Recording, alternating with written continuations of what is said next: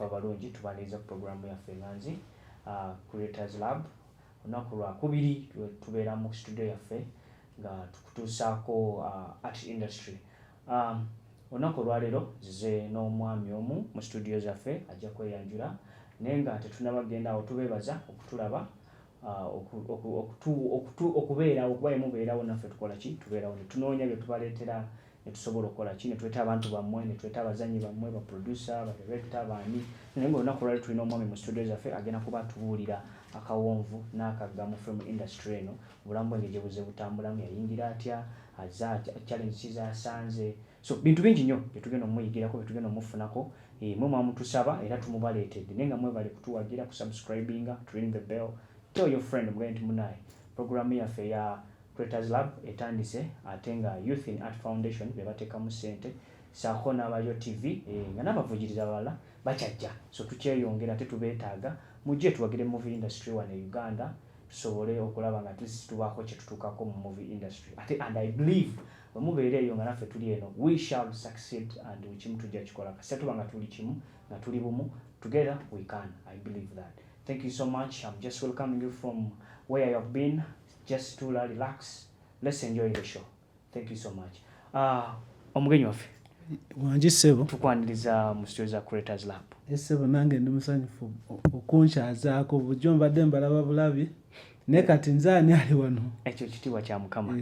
Osiibye otya Sebo? Bulungi Sebo. Osiibye otya Sebo? Mu bugamu bwaffe butono nnyo otubuulire amannya gaffe gy'ovudde ne gwani. Amanya nze Nakibinge Swaibu gandi mukozi wa film okuva e Nansana abasinga e Nansana muwulirayo eriko Ima Road oluva Kasubi Namuŋŋoona Nansana odda awo ensinziira. Ndi muwandiisi ndi director ate era ndi producer. Okay. Sebo. Kwegamba byonna obirina. Mu Uganda olina okukola ebintu bingi kuba industry ekula bukuzi kati oba olina okubanga wano okwatawo ne wali ne wali. Naye ekintu kya firimu kino eno abasinga mbawulira bagenda ne bagamba ndi muwandiisi ndi director byonna obisoma lumu. Ebintu bino birina akakwate. Film is like a skeleton. Okay. Nti yeekutte wamu bweti kimu kye kikuyunga ku kirala tova eri n'ogamba nti no oba byonna obifune lumu naye kino ogenda okulaba nti bw'owandiika ogenda okulaba nga story oba oyagala ogiteeketeeke kati ate oyinza ogiwandiika n'ogiteekateeka nga ate tolina muvujjirizi wa nsimbi kati n'ogamba munaye kankwata akasente ngende ntunda akataka kange neeteremu akasente n'osanga ng'oli bisatu. Kwegamba byonna olina okuba nga at least wayingira mu industry byonna olina obba nga osobola obikola ki obikwasaganya. Okay, webale nnyo. Kakati twagala tumanye tuze tulaba abazanyi ba film ba director ba writer naye waliwo abantu bamu kye beebuuza oba n'omulabi ali eyo ayinza okugamba omwami ono yani kuba waliwo oyinza okusanga yakolako mu firimu emu naye nga tamanyi obulamu bwe bwatandikirawa oba okitegeera. So omulabi waffe yandiyagadde okumanya nti omwami ono ajja atya okuyingira movie industry ey'abazanyirizi bakatemba waliwo abazanyirizi waliwo abawandiisi waliwo awandika script z'oku stage kwegamba ne gw'oli muwandiisi wa film.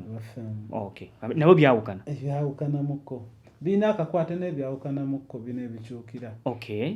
So katwagala tumanye otandika otya obulamu bwo mu movie industry. Story yange ya firimu nayo firimu. Kwegamba kwate peno papula batandika okuwandiika. Yes, story yange ya firimu naye firimu. Bane tulina director w'amaanyi. Era abali eyo osobola okukwata tomanya nyizo banga nfudde maaso eyo n'okola biography the incredible story of a man who became a legend. Olama. Dasire mukulama. Okay. Nga bwe njogedde nti olugendo lwange oba olugendo lwange mu firimu nayo firimu ki namba. Mama wange yali ayagala mbeere musawo. Wow. Nakula na mama wange. Mama wange yali ayagala mbeere musawo. Nengezaako. Kwegamba n'okisoko kimuwa. Nengezaako naye bino ebyagiraagiramu. Nga bulijjo life bwe. Naye wadde ebyo byonna nali njagala mbeere musawo. Nayina ekintu muli mu mutima kinjagala nga ye firimu. Firimu eyo mu okusookera ddala firimu nga zakajjeri mu kyalo eyo Erwengo kati balanganga kati nga ekizindalo buli ekyogera tugenda kubeera ekalisizo luddawa nga abintiisa nga nziruka neekweka kati ekalisizo mu kyalo Masaka ku Masaka wano Erwengo kati nga nziruka neekweka nga bintiisa. Olwo oli myaka emeka? Myaka nga 5-6 egy'obuto. Kati nga bo munange bagenda bakomawo nga banyumiza nti twanyumiddwa naye nga nze ntya nga ndowooza babinandya ebambi. Kati lwali lubu neŋŋuma wenaguma neŋŋenda ndaba firimu nendaba abasajja nga bambuka ku miguwa nga abasajja bakuba emmundu nanyumirwa nafuna experience sigirabangako. Kati olwo ki ekikunyumira mu firimu eyo? Ekinyumira nti abasajja baabukanga ebiyiriro nga bakanyuga miguwa bati ne bambukira ku miguwa ebisenge oba gundi balumba nga olaba komando. Kati nendabira ddala nga ebintu byebakola byanjawulo nenyumirwa. Bikunyumidde? Nga ndaba si bya bulijjo kwegamba nentandika okubeera nga nina omukwano eri firimu agutenkanika era mu 96 mu 96 mama wange ansindikako e Kampala ewa muzeeyi wange nzije nange mbeereko e Kampala kati bwe najje ne Kampala nga nsoma nga ndi muto twafunanga obudde bungi. Olwo oli mukyakumeka? Kati awo banali ngendanga mu P3 kati twafunanga obudde bungi muzeeyi olusi tabeerawo twabeerangawo Nabulagala. Kati nga waliwo bw'osala bw'otyo waliwo ekibanda kati ekibanda ekyo nga tugendayo ne twera nga bw'oyera ekibanda bakuwa olunaku lulamba nga tosasudde tebakuggyeeko ssente. Ekibanda kya firimu ng'olina okukyera okyere olwo olinde firimu ezinatandika. Kati olwo firimu ezitatandika zonna nga 6 firimu nga 6 nga bakola ki ng'ozirabira bwerere nga tosasudde. Kikira nalina mukwano gwange awo bamuyita Blasio Segujja naye kati mukozi wa firimu era alina akafirimu akafe bakayita Payback ne muganda wange Bashiri. Twabeeranga awo nga tukola ki nga twera ebibanda then ne batuwa firimu nga tebatusolozezza kati netulaba firimu kwegamba omukwano gwa firimu oba gundi yonna laavu ya firimu evira ddala awo kwegamba baba wanga access ku kibanda ekyo omaze okukyera notutula netulya ka sound ne ebintu ebimu bye nasinga okujjukira mwalingamu kwebaka Johnny Woo. It is a Johnny Woo film. Kati nga bw'olaba Johnny Woo kati waliwo n'amannya amala Avirana, Danny Lana, Trevor Short, Danny Dimboti, Boaz Davidson. Dinako amannya ago wagakwata ng'oli muto? Yes, olwokuba nti twazirabanga kati ngo Avirana, Trevor Short, Danny Dimboti kati ng'omanya bumanya nti gugenda kuseka ng'omanya bumanya gugenda kuseka kati ekintu ekyo ne kibeera nga kitambuliramu era nze erinnya eryasookera ddala nga mugundi Johnny Woo nga buli webulya Johnny Woo mba mmanyi nti noki luvannyuma nnyo ngenda okunoonyeza ku Johnny Woo nga director wa firimu Avirana, Trevor Short, Danny Dimboti, Boaz Davidson balinga ba producers. Agamanya tegakuvanga mu mutwe? Tegambanga mu mutwe.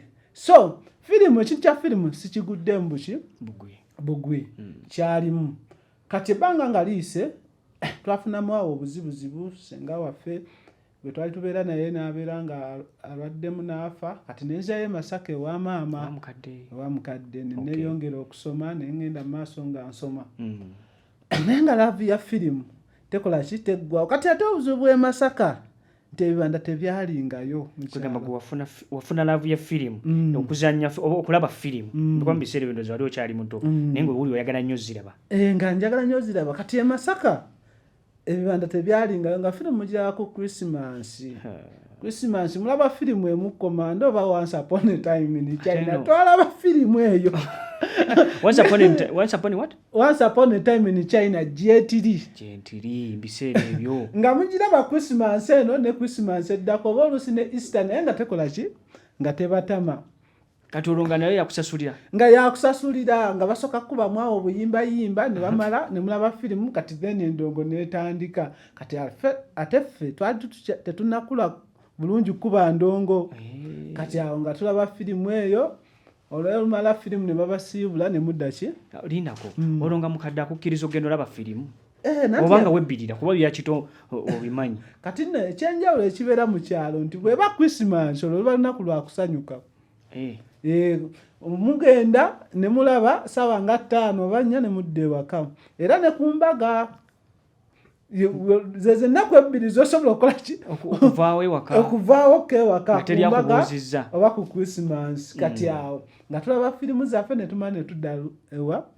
ewaka ne tusoma okusoma ne kugenda mu maaso nengenda nensoma bulungi primary nengenda mu secondary ngenda mu secondary essomero lya primary lyo kyalijjukira primary nazungazunga nnyo nti mu kuvaako omukyalo ate nenjako e Kampala kati ate ngenda okuddayo era nentawukatabuka mu nnyo naye namalira Kimaanya Sacrament Kimaanya bwe namala nengenda ku Masaka SS kati bwe natuuka ku Masaka SS mu tawuni nenzooka nkulabira firimu era emisanga gyampa wabirwanga nti kulaba firimu nalina ne gurupu y'abasajja bange babayita Kajumba Asumani baani nga tugenda mu nnyendo mu kitaka wali firimu olwo otandise senior 1 oba tonnaba awo tulinga mu senior 2 senior 3 awo omuntu wavubuka otandise okuvubuka nga tulaba firimu Kayoola oli bwaleetamu 15,000 nga tugenda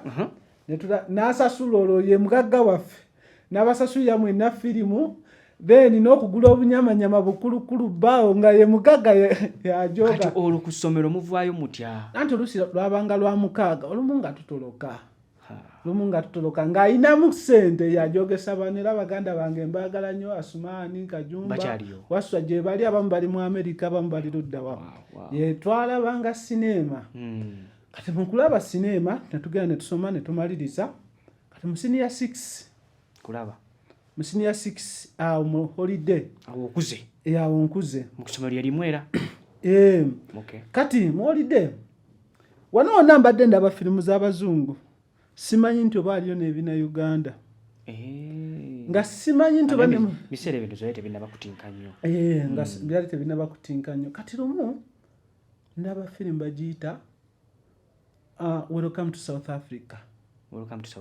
Kyali kina Uganda mvuka omusajja yatunda ettaka lye n'atunda n'omugga yatunda farm n'atundirako buli kimu yakitunda n'essezibwa n'amutundirako n'agenda South Africa afune ki obugagga sente ne bazimubako firimu eyo yali nnungi nnyo nkyanoonya okwagala okuddamu ogiraba aba yali yalooni owa Uganda Film Council oga ye yagikola naye firimu yali nnungi nnyo endala firimu gye nalaba bali bagiyita The Inhabitant omutuuze ya Ashraf Semogerere awo tuli myaka emeka awo 27 kati ndaba firimu eyo ng'eri so touching obulamu bwa bulijjo obulamu bwe tuwangaaliramu nengamba ne mu Uganda aliyo firimu bwe zityo kati nzija e Kampala okusoma ku university wenje e Kampala ntandikawo ka video library akafirimu nti nkole video library eyo enyambeko mala okusoma newe nagisuula ng'afunye omulimu omusomerere wali mugezi okitegeera omuntu agenda ku campus ninga talina kintu kati ntandika ka library awo mpolampola kati ngenda ngwa ku firimu bagiyita ensinkano y'ebizibu ka library kali kumpi ne campus oba mu kusooka twabeeranga awo Nabulagala nga nsomera KIU twabeerawo Nabulagala nsomera KIU kati ngwa ku nsinkano y'ebizibu Matovu Osumani ndaba firimu ngamba bannange kikino nga firimu ya kabi ISP ng'agiwaana ekina Uganda tubakangako Uganda kigobye omu Nigeria ekituufu nalabye firimu naye eyo firimu mwena abakozi ba firimu abandaba bambi muddeeyo mutunuulire firimu eyo ensinkano y'ebizibu bagambe mwena abalaba firimu abakozi ba firimu ze Uganda muddeeyo mutunuulire firimu eyo y'Amatovu Osumani gye bayita ensinkano y'ebizibu mujja kumanya true storytelling firimu yali nnungi kati nendane kafimu akala kali ka mukulu Ahmed Dubo abakaita Kwana Mingi. Otandise okulaba firimu z'ebina Uganda. Ntandise okulaba firimu z'ebina Uganda. Kati tuve nabulagala ate tugende Nansana. Kati ate obulamu bukyuka. Mbadde nabulagala kati nzire Nansana ebiseera Nansana yange etandika. Nkyasoma njiya naye ng'obulamu Kalaiba ekakyaliwo. Kalaiba kakweyiya Mukadde akyasasula tuition. Mukadde asasula. Olwo kosi kijjo oliko fa kati gye wali. Nali mu education. Kosi education kwe kusomesa bikyebyo. Math ne physics. Math physics. Nali musajja mugezi. Era oli mugezi. Kakati mbeerawo ntandika kati awo ntandika ebina Uganda bigoberera. Ngenda nfunanga firimu ez'ebina Uganda nzigula nzitwala mu library. Ngamba abantu munene abana Uganda bakola firimu ennungi. Labako kweno firimu ezasinga nnyo osikiriza abantu firimu za Mulindo Richard. Akola firimu bagiyita Sindi ali nnungi. N'akalala wabakaito ba If. Amatongo. Yakola firimu awo nga nnungi nga abatanzo kuba ndaba bifina Uganda kati byogerako yogera mu upgrade kati tuli mu urban life. Kati tulaba firimu ezo bazigira ne baziteeka eno mu maduuka ne tuzijjangayo. Ne firimu yasinga nnyo tunda nnyo yali ani ejjini ly'entwetwe. Naye n'ensinkano y'ebizibu olwokubanga najjagalanga nagireetanga n'engiteeka mu kkaawa abantu ne bagirako firimu njeetaaga. So firimu ezo zatundanga nnyo ne firimu za Mukulu Nabwana ani mulaluzaani. Biseera ebyo bwe ntunuddemu ndaba nga corporate yaliwo. Ebina Uganda ebyo surviving otya. Ebina Uganda ebyo nti walinga ba distributor ba MK baani ne ku gundi awo balinawo amaduuka ag'enjawulo nga ogenda n'ojjawo tosalamu. Wabula n'osubula oba 500 n'ogenda n'okitunda nga 2,000 kusatu. Kagamba ng'abantu firimu bazaagala kati ate bw'obanga gwatunda oyagala era bannanga abakozi ba firimu abaana ba library babo temubabuusa maaso because be bamanya ani akola ki ani alaba kino nti buli wiiki ndowooza najjangayo firimu y'ensingano y'ebizibu n'ejjini ly'entwetwe nga 5 nga zitambula nga nina okuddangayo. Kwegamba ebina Uganda obitandise akasente ko wakuŋŋaanyaamu. Akasente nga ngira mpola awo nga omanyi obulamu jjukira nsoma bwengira kati lumu mukulu Matovu Osumani akola firimu bagiyita Ekikemo. The Unforgiven. Atandika ogikolera gundo gitambuza atambuza posters. Kati agenda ajja ku dduuka lyange. Bajja ku dduuka library yo. Andeetera poster. Bwe namulaba nalabanga alabye Katonda kitegere. Naye yennyini yali mu field. Ye kennyini ng'alina n'akapiki ke n'akyama nga wali ka library n'akyama n'ateekawo poster. Naba omusajja nga nabira ddala kyakyewuunyo. Walaba Katonda. Ngamba waawo. Omusajja bujja gwe neegomba akoze eki azze ate ku library yange. Kati bwampa gundi eyo n'engiteekawo. Kati bwagenda ngenda kuba neighbor mbagamba oyo omusajja abadde nomulabye okyamuukiridde essanyu lingi obadde serebu wo mulabyeko. Omusajja yakola firimu naye nga bembigamba they don't care. Naye nga nze laavu teyakola ki? Baali tebamumanyi naye nze olw'okuba nali ngoberera ng'ate njagala nnyo ate nga ne firimu gye yakola njagala nnyo nalabira ddala nga ndaba ku ki era bannanga abakozi ba firimu mugendeeyo mu bawagizi bammwe babeetaaga babasinza businza mu bafisize ki ku budde kuba tomanyi ki ky'owulira nga olabye faani wo n'omu meetinga face to face.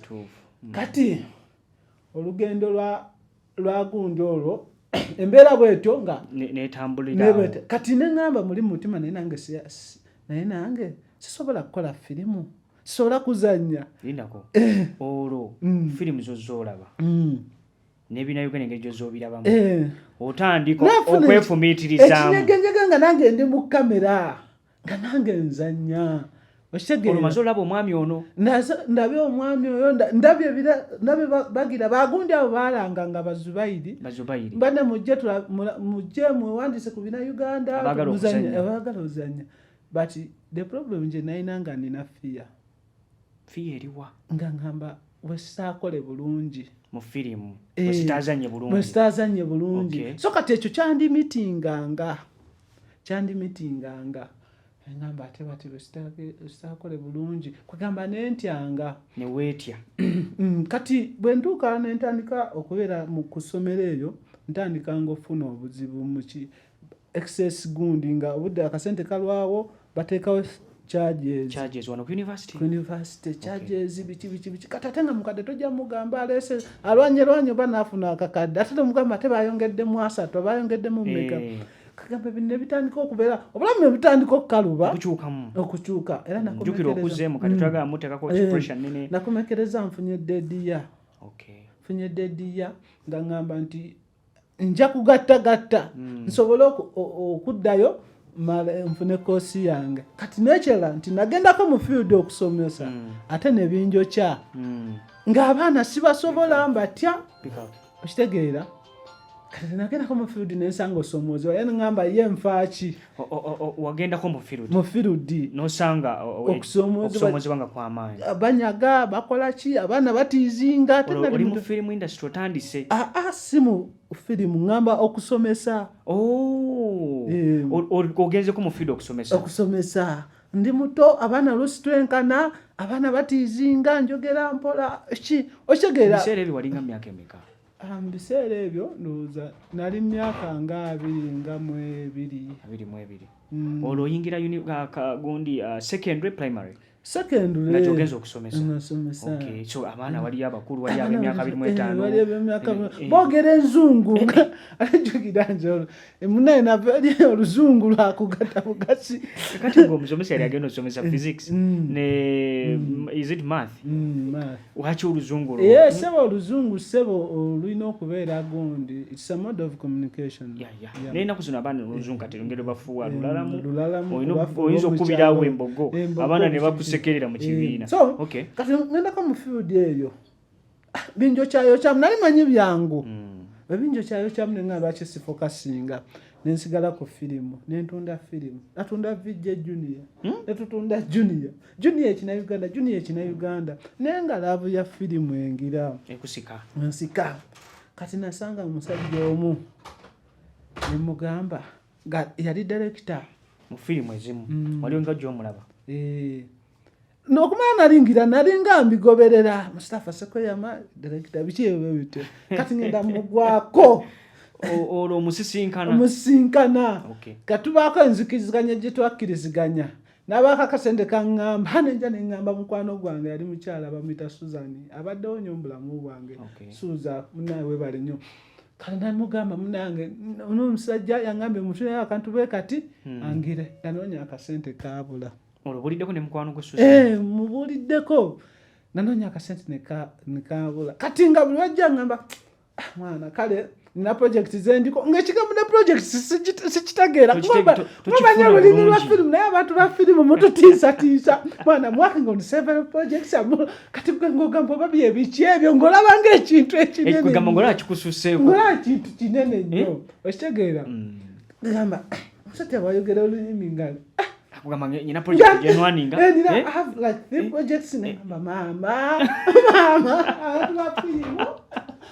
firimu kwegamba gwe bakugamba nga I have 3 projects mugamba kati waki oba bikinga ndowooza bintu binene nnyo biri awo kati nembeera akasente nekagaana kati ate kati nalina omuvubuka mukwano gwange bamutadde Antony atunda bina Uganda ndeeta firimu kati mwebuuzaako maana firimu zitambula kakati obulamu waliwo ebutuuka ng'otandisa okukula nebutandika okukaluba otandisa olowooza ebintu bingi olaba okula sente zikendeera biki olaba tolina lugendo oyingiza olina fulumya kati ate mu biseera byawo juka nina na pressure ey'okwagala okumala olina okusoma mu biseera bye twalina mu girlfriend girlfriend nga munasaabanga na ssente nga abaana b'e Kampala abomba olwo oli myaka emeka egyo gyogaa nti wabanga muna ssente saabanga muna ssente nga nali so focused nti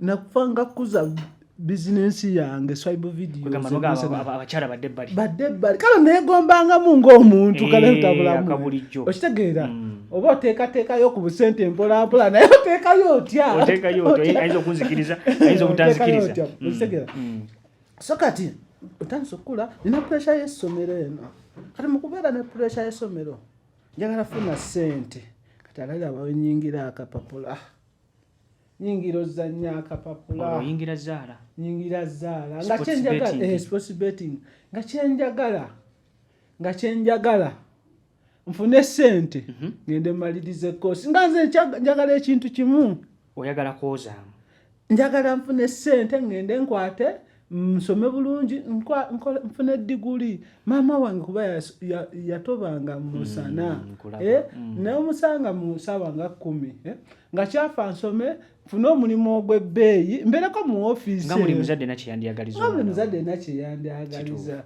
so nengenda mu kapapula bwe natuuka mu kapapula ezaali ennaku zaafuuka wiiki ezaali wiiki ne gifuuka emyezi olwo katandise egyali emyezi gyafuuka emyaka sente zaagaana sente zaagaana olwo nga zino sente z'okozesa okusiba akapapula ako ozijja mu library kaffe kano kaseme zigaana netandika ofumiitiriza oba mukadde siayinza kuddayo navaayo nze kusoma ate nekirala nafuna dedi ya saamugamba nasirika nwane malirize akanya kumbuza mwana wange sitole kyeyo ebyakugira kakati biwakola mujanga maama wakyaliwo obuntuntu nenja kuddira olimba sikyamwana budde namala emyaka n'emyaka nga sidda mu kyalo lindako ekintu ekyo kyejjusaamuko kyannuma tekyali kigenderere naye nga obulamu fe tulina bye tubala n'obulamu bulina bwe tubadde yamala nakitegeera luvannyuma nti n'omutuuza wansi nemubulira amazima nakitegeera okitegeera naye ngaekyakulemesa tekyali nti wali osoma bubi naye yali tushoni buntuntu misosososo bitwala 3 letere yabiri ne bitandika okwepayiringa ne bifuukira ddala ki so mu mbeera bwetyo nga ensi etandise okunnyiga natandika okwagala owandiika obulamu bwange engeri gyozoyitamu ne maama wange engeri gyeyatobamugira natandika owandiika kantuntu ka story kati akantu angaako nalinga eyewandiikira nalinga awandiikira omwoyo gwange obulamu bwange nti natuuka eseera nembula ku maamawo natuuka eseera nembula like I lost track mbulamu so kati nembeera nga eyewandiikira like newandiikako okay like there's a moment when you write to yourself odde nentandika okwewandiikira kati bwe newandiikira I came up with a story something like emboozi mu bulamu bwo kati mbulamu bwange kati ndaba ndagako mukwano gwange omu yali atunda bina Uganda nemugamba muno nagamba olugero lulungi nemugamba kati tusobola okukolamu firimu nabwe nasooka obuuzaako nagamba ojja kunoonyayo firimu miliyoni oba yagamba nga miliyoni nga 3 abo ngamba miliyoni nga 3 nfumitirizamu okusoma kuganye ka business kenya tekaweza miliyoni 3 ate ngamba noonya miliyoni 3 ogatta ningamba nedda kati omukwano gwange omulala yampanga ebina Uganda nembitunda nemuwa sente kati mugambamu nagamba nina gyendi naffe tuzanyazanya naye oba nja kukutwalayo kati nengamba bwe nagendayo ate olugero lwange ne batalwagala kanze nemugana olaba otya bwe tukola ekyaffe olwo omuyingizamu ekirowoozo nagamba ate nno kikola nina n'omuvubuka eyo ayagala nnyo obuntu bwa komedi tusobola okukola ekyaffe olw'okuba otidde okutwalayo olugero kati oyagala gwe ezannyire ebibyo abatagenda kujajinga oba birungi oba si birungi nze neekolera ebyange ekikyo okitegeera so kakati neŋŋamba nti baasi tugenda tandika kati nentandika okugamba abantu bonna abajja abatwetoolodde ne mbaga bana tugenda kukola firimu ebasekanagaaleka naawe kati naawe mbu naawe ng'okola firimu zawagaga olina ssente mmeka kati noona omusajja gwe nali neegomba kati nja musomeramu mugamba munange omanyi tugenda kukolayo nga mbuzi ogenda kukola nabaani ne mugamba n'abakyali bange betugenda okukola ki kakati omusajja oli musinkana mugamba ku kirowoozo kyange munanjagala kugira nambuzi ogenda kukola ne baani ne mugamba tugenda kweyiya n'emikono gyange biki bwe bityo n'agamba muganda wange amagezi genkuwa akasente ke wandikutte oteeke mu bino ebintu kakwata okateeke mu bizinensi ye. Olowooza teyakuwa amagezi malungi? Yampa amagezi ne mu kaseera ako sige nali neetaaga. Buli waddakawo wansi n'okifumiitiriza mu kaseera ako oba gaali matuufu oba malungi sige nali nkola ki? Sige nali neetaaga. Mpulira amma byaŋŋambye bimazeemu amaanyi. Kati nalina mukwano gwange bamuyita Shidi twabeeranga ffenna ng'alina bugeemugeemu awaagira kati nga tufumiitiriza engeri gye tuyinza naffe okubaamu abazannyi okufunamu abazannyi okugamba mukuba plan before nga tetunabagira twabeera emabegako eyo nga tugamba naye tujje tuzannye ku firimu biki ebyo kati mukubirako essimu jukira yali agenze ng'akozeeko ne ku bayimbi abeera nabo agizeegizeeko nabo alina obuntuntu bwakolakola mugamba mwana Shidi amanyi pulaani gye nnina njagala tukole firimu nagamba eki ngenda kujjayo eyo tulabe yalinayo akakamera akatandikibwako buno busone wabeeranga busone kati bwe yajja nagamba manyi tukoleyo wano akalango netukolayo akalango munange ffe tugenda tandika firimu bikiki abagala ozannya bikiki netukateeka social media nendoza tekayitayo wadde nabantu social media kyolo Facebook olwo yali etandise etambula kati tetukayitayo nabantu bawera naye jukira abantu benabeeranga nabaawe jukira nina kalibrary abantu bangi bajjawo nebaa tugenda kukola firimu abasinga baazoleyanga ne waliwo abaana abagambanga bana mu kitundu tugenda kukola era 2017 awo mu makkati netusimbula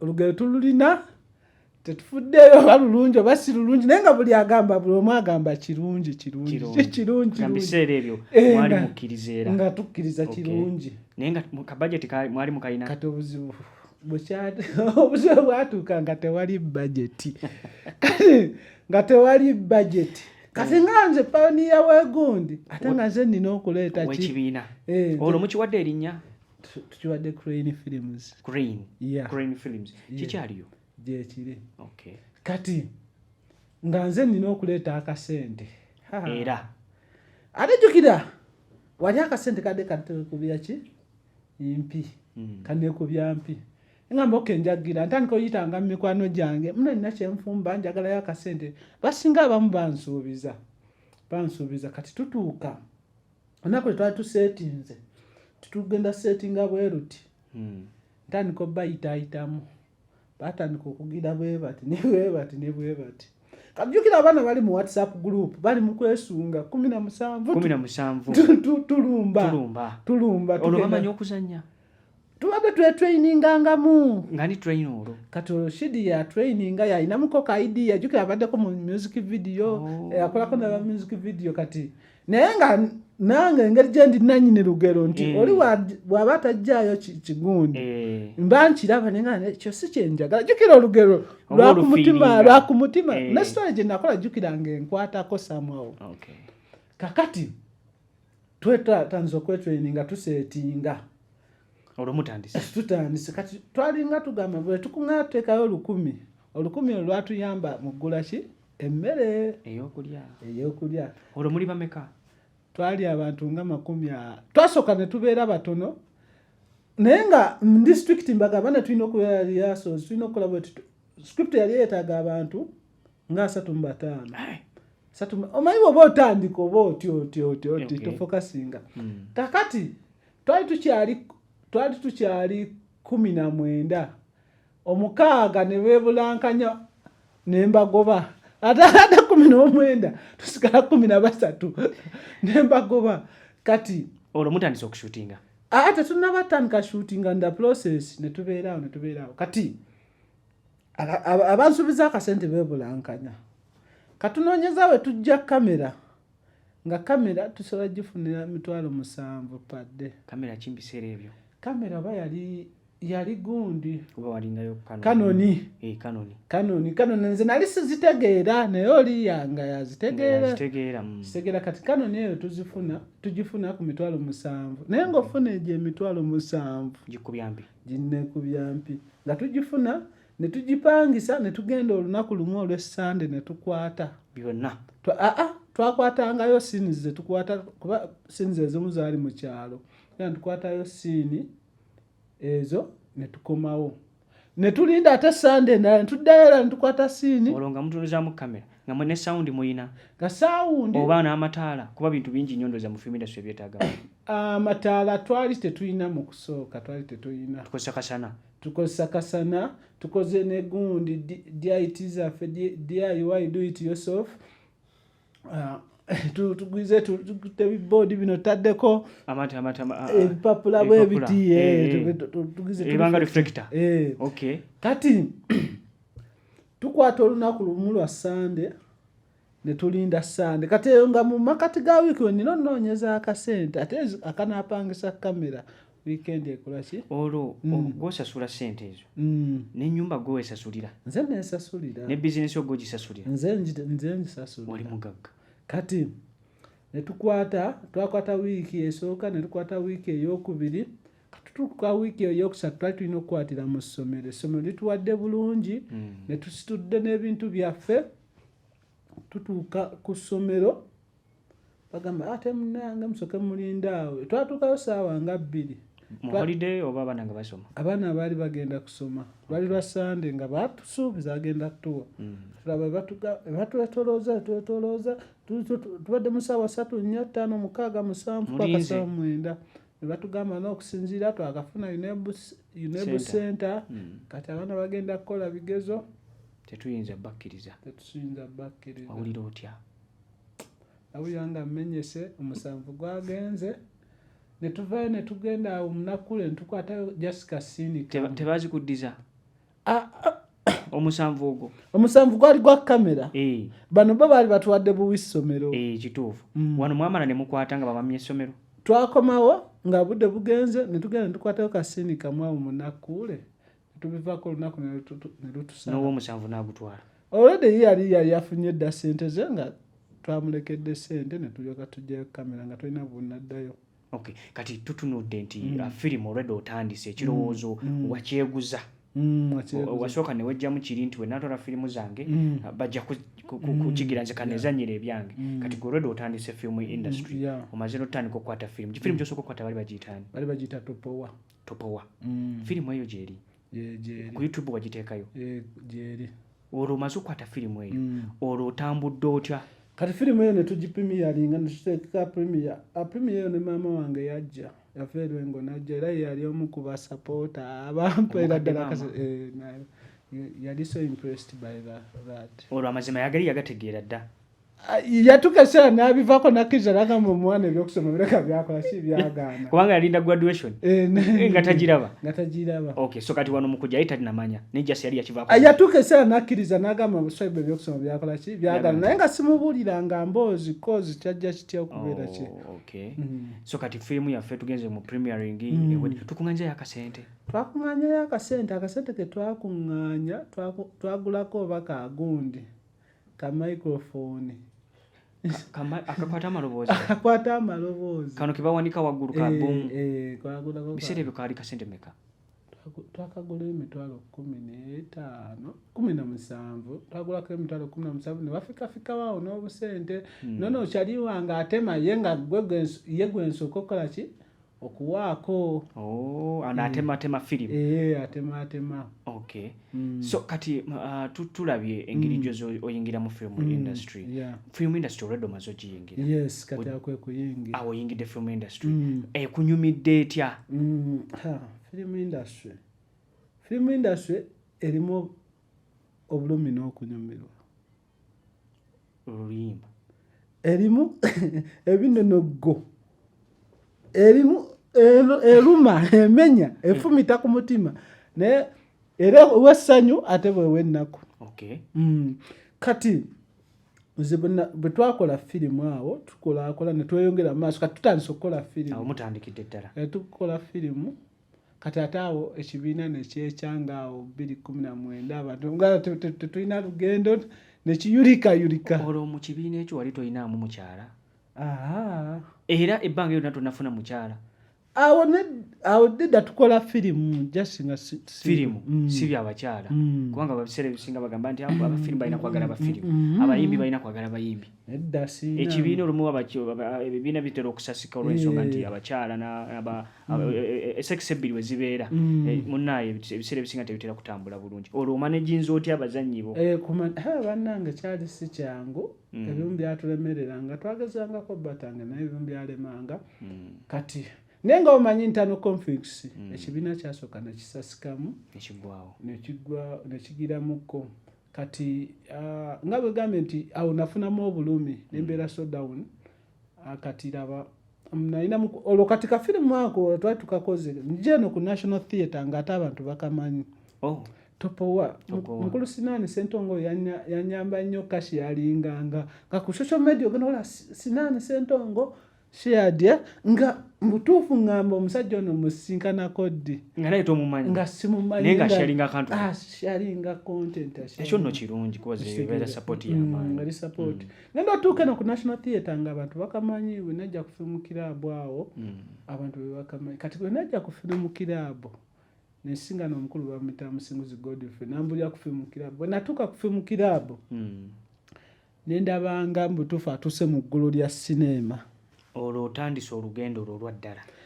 Ntuuse ku National Theatre mu kusooka nali nga mpitawo awo nga ate wakiwuliranga nga mpitawo nga bagamba wapeereza abanene zeziragayo nagamba yiikale nange omuntu oli agamba oba olina ssente naawe osobola olagirawo firimu oba tolina ssente so kati bwe ntuuka ku theatre olwo Musanze tusiŋŋanye film club kati bwe ntuuka ku film club sanga waliwo abaana abookya tumanya nandu is my name ado what nga abaana bali sharp oluzungu nga balufuweta balina tamuzi nga buli tamu gye boogera ate oddayo noonyereza nga 3 act structure bintya noonyereza kati osingana waliwo prominent faces nga Bakirizo Samuel Sevia ngajjukira tubadde nga tubalaba ku TV naye kati ng'obeera nabaawo era mune Kirizo Samuel Sevia mwebale nnyo muganazi wa Alon kati ate yewe natuuka yanyaniriza nnyo nayagala nambuulira natandika okumbuulira firimu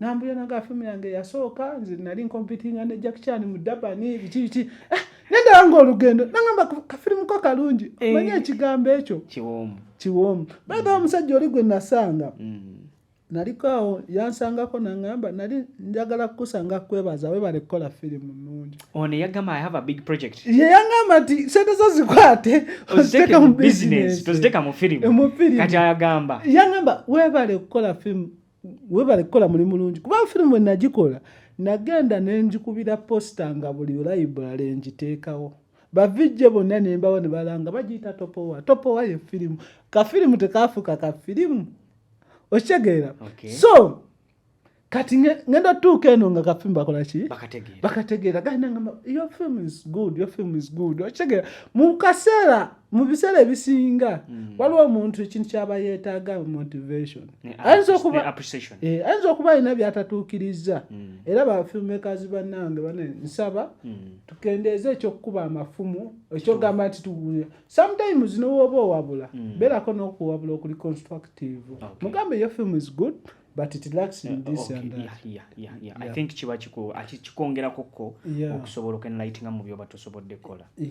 So kati abaama bwe basanze bakuwadde motivation bali bebaziza kye omulimu gw'okoze olwadde kati oyingidde club yaabwe. Oyingidde club kati waliwo omuvubuka omumamita Businge Steven era yankubira nga topowa waliwo wano bagayi gye ngenda nejangola baba nakwagala tugenda na Mwongo tukola ka firimu katumenya onerinnya lyo likyuse bakuyita topowa ati bampita topowa kati tugende tukola ka firimu katumenya nali ngenze continuity nekanga ndi mu costume laba bwe banteeka mu costume tugenze tukoze pantadde continuity enjigize costume ngenze buli wamu ngendayo ngenda njukiranira wale najja director mugundi mu tent ngagamba simanyi kukebera akapapula kange ne mugamba sebo gwejje no wamaje abana bali eri bali ndojo ba directing nze oli eno kabira bukabize eno ali kapapula simanyi ina akantu kayagala ke yali awandise bu notice bwe nga tabula bagamba ne mugamba sebo inovayo no yiya dio pya eri seti etabuse seti kuba yali esuse munaku kafiri mukatumenya tugenda vaayo nga mutufena katutuse wano mwa camping ebangaji twali yali ino kumala ennaku mu 7 twamala ennaku 10 okay kati mbandi awo twavayo nadda kafiri mukaga twakakola twakamala director ngamba Swaibu Kongs hivi kibyogamba genda okebera mawulire nga Red Rose ina nominations 8 nga nange ndi nominated ku best costume. Oh wow. Ne mukano gwange Businge Steven. Wow, that was. Era ebintu bya mukama bizibu. Twawangula award ya best costume. Wow. Oshegera. So mu myaka ebiri kati ndi award nanga afusa hard winner. Oshegera. Bakugamba nga disene ziteke mu business. Obayise nako. Ati mfunya award. Ko twafuna award eyo ne tufuna kasente. Kati atira bobuzibu omukuba producer nga yagala ate sente. Asitwale ate ne tuddamu. Mukusiko mugwa olugundi mpagundi zena lizigundi kola bwenti okitegera kati we cabinet industry mu obulumi n'okunyumirwa obeera munaku n'ofuna essanyu n'ofuna ennaku obeera obulamu buba bwe buti ne bwe buti ne tugira tubanga bastabilizing covid najja yali pandemic disease yali yamaanyi covid bwajja tubeera otugira tugenda tukole ki kati ngamba mukaseera ako nengamba kampandike ka story mu covid time mukusooka nga mpandika akapapula. In fact before covid akapapula nalinka wandise story because yali enkwatako story kuba sawa nga musanvu nga ndaliza ati kuba natukesa nengamba nti nayo manyi omuyindi sikyamubanja kankaveeko nene ngamba asobola okubayo abantu nganza abaali balina essuubi mu kapapula kankole film eno bubenge ddoboozi oba obubaka ugambe nti Zara Sierra Resort. Okay. Kwekola film esomesa abantu abali bonna abavubuka sakola abalala. So nenkola film akapapula bwe tugikola mu biseera ebyo bya covid abaawo tugigira kati abagwako ne tandiko gitambuza. Twata poster ya kapapula buli muntu nga nzijukira Madam Jessica wa cinema yuji yanga Swaibu mpeza ko network nenge mebuga kawe yali yasikana ko ngamba ne Swaibu okola bikira ba poster yo oshitegera kati benakola poster ya kapapula watu ama musudi esawa nyanga twagala fresh yo era botunulira eveyo bulungi botunulira poster yo nto mwana akutto olukala golo ti atudde wali waka radio ali mukutikinga kalisi kapapula alaga ali serious wali wawuliriza alizati okay poster abantu bajaga abantu batambuza poster film netambula ataka papula tiyafuka breakthrough wanji akapapula yafuka breakthrough oromazo fulumya ka poster bagitambuza bagize akapapula nefuka akapapula ngoza film maasawo nezi kyalemeddwa mmenya oki record akapapula zilemeddwa okumenya akapapula kwegamba kakole omulimu gw'amaanyi wetusuubira abantu bakagala awo batandika okutegeerera obulungi wanga tulina awadi gye twawangula naye waliwo akapapula kati akaze akapapula ne kafuka akapapula awo negera natuuka nga nze Swaibu okumva nansana nakola film bagiyita akapapula nga bulumu nabadde tampadde attention nga asooka nava ku simu nagamba yono kapapula maani kwegamba firimu abantu bajagala nti okusinziira mu biseera ebyo nti abantu baleetanga amannya ga kizunguzungu bikikibwe bityo naye I made it simple. Okay. Mukuru Swaibu otuwulidde ebintu bingi nnyo kusinziira gye watandika mu movie industry engeri gye wayingiramu gye wagitandikamu naye waliwo challenge gye wali ozeekawo n'ogamba kuba waliko omuzannyi siwe kiri right now oli muwandiisi kyekintu ky'osinza oteekako essira waliwo wayinza okugamba nti nze we bampa paati eno nga biseera ebyo nga nkyazannya yammenyamuko sigenda kugamba nti nno olwaliwo paati yali emmenyeekoko because first of all okuzannya nti bwempa paati bwemba sigiwuliramu mirembe kugamba eyo sigiwuliramu mirembe but abalabeko performance zange zonna bajja kugamba naye gwe gayigwa okuba olw'ensonga nti okuzannya kuva wano mu mutima. Yeah, if you can't imagine that means that you're not going to deliver. Party zonna ezimpeereddwa lwakuba basinga kumpa ndi mubbi bambonyaabonya bikikibwe tebango kyoto kino kikuleeteddeyo kuba waliwo abamu abazanya firimu ngazanya ngo arapinga abantu nadda ku kyawa ne bamugamba oyo simwagala mu rapinzi. Actually nti abantu abasinga adde tebafa nnyo ku performance naye yange nga nze omuntu ala bafudde nnyo ku firimu nga zo because firimu zisawundinze nnyo okusinga kinga nze gundi performance yange kati ngenda kuba kyokulabirako nti bwe twakoleranga batwalanga ebyokuzannya naye kati wano bwe twatuuka mu maaso nga tukikubye buli muntu aba amanyi abafirimu Swaibo naku zino mukola content wa mulembe nnyo kati batwa respect. Gwe n'omulabi akyali eyo omuntu waffe gwe tulinaye wano ye Mukulu Swaibo. Mukulu Swaibo azza kuwandikira firimu ez'amaanyi, firimu yawangulako n'award, wogenda mu film industry yawangula award eyasooka the best costume award. Mukulu Swaibo yagiwangula eyo so abamu abatabaddeeko tulina olugero lwazza kugamba nti ye film industry yagiyingira with heart yakyava mbuto yakyagala yatandika kulaba firimu najja ng'ayiga engeri gye baziri directingamu gye bazikwatamu engeri gye bawandiikamu kugamba najja ng'abigatta yasoma kuba omusajja yagenda okusoma education n'amaliriza naye waliwo ebyajjawo. Gwena abadaliro nga just wakatwegattako ngezaako ku breakingira ki mwami Swaibo kyazayitamu so okusoma tekwagaana naye olw'okuba nti fees zaabula n'asalawo awummuze ebyokusoma n'afokasinga ku firimu n'afunako bu challenge bwe bamugamba nti ssente za firimu ziteeke mu bizinensi yo osobola ate muneye teyaziteeka mu bizinensi yaziteeka mu film industry n'asitula ekitone kye n'akwata banne ne batandika ozannya firimu. Gwena aliyo nga tewekkiririzaamu. This is the moment, this is the time. You wake up ogambe nti this is it, I have to start. It starts with you. Otandika noke kumachano gamba nti I'm gonna start this. Kitegeeza you gonna do it. So tobeere eyo noga nti atenze kino sikisobola. No, keep trying. When you try you will succeed. Time is coming. Muzeyi Swaibo njagala mu bugambo ebitonotono otubuulireko engeri kati obulamu bwo buli butya naki kye tuzaako. Okay. Yeah. Actually kati wendi mu firimu sijagamba nti no ndi mu bulamu bwenjagala wabula gye ngenda ntandisa olabayo because ntandisa collaboratinga n'abantu abalala nti nga bwe ngeze eninya muli mu kusooka bw'oba otandika tewali n'omu akukkiririzaamu kati mu kusooka nga buli muntu wennyonnyolako nga olwana bulwanyi gamu naye kanjeko ku seeti yo tewali because they don't people don't pay a person they don't know. Abantu baagala balinga gwe bamanyi gwani who are you olina okufuba okwerwanako ofuuke kyekyo ky'oli so mu kusooka nali sobola collaboratinga recently twaka-collaboratinga ku project embagita Lama and Lama efuuse ensonga. It's a good movie. Yeah. It is a good movie. It has just won an award, Best Actress.